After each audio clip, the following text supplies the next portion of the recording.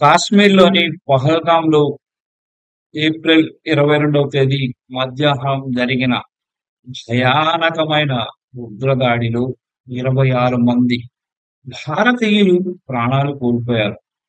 ఈ ఉగ్ర దాడిని యావత్ ప్రపంచం ఖండించింది. నిషేధిత ఉగ్రవాద సంస్థ లష్కర్-ఎ-తోయిబా ఈ దాడికి తెగబడినట్లు ప్రకటించుకుంది. లష్కర్-ఎ-తోయిబాకు పాకిస్తాన్ ఆశ్రయం ఇస్తోందన్న సంగతి ఎప్పటి నుంచో తెలుసు. ఈ దాడిపై పాకిస్తాన్ మాజీ క్రికెటర్ డానిష్ కనేరియా కూడా గట్టిగానే స్పందించాడు.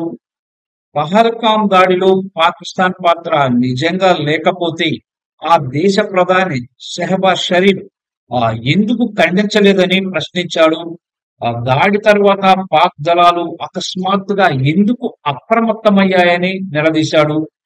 పాకిస్తాన్ ప్రభుత్వం ఉగ్రవాదులకు ఆశ్రయం కల్పిస్తూ పెంచి పోషిస్తుందని ఆరోపించాడు.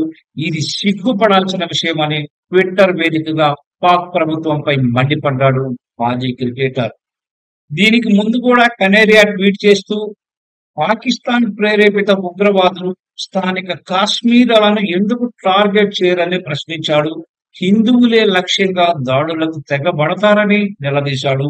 ఉగ్రవాదం కారణంగా యావత్ ప్రపంచం మూల్యం చెల్లించుకుంటుందని ఆవేదన అయితే వ్యక్తం చేశాడు.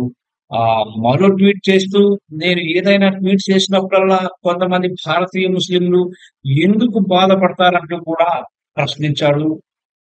పాకిస్తాన్ ఆ దేశ క్రికెట్ బోర్డుతో విభేదాల కారణంగా కెనరియా ఆ దేశాన్ని విడిచి ప్రస్తుతం యూకేలో తలదాచుకుంటున్నాడు. తాజాగా ఈ దాడిపై అయితే పాకిస్తాన్ ప్రభుత్వం ఒక సిగ్గుమాలిన ప్రభుత్వము, ఆ ఉగ్రవాదులకు ఆశ్రయం కల్పించే ప్రభుత్వం అంటూ తీవ్ర స్థాయిలో అయితే మండిపడ్డాడు. ఇక పహల్గామ్ దాడిపై పాకిస్తాన్ మాజీ కెప్టెన్ మొహమ్మద్ హఫీజ్ కూడా స్పందించాడు. ఈ దాడిని ఖండిస్తూ విచారం అయితే వ్యక్తం చేశాడు.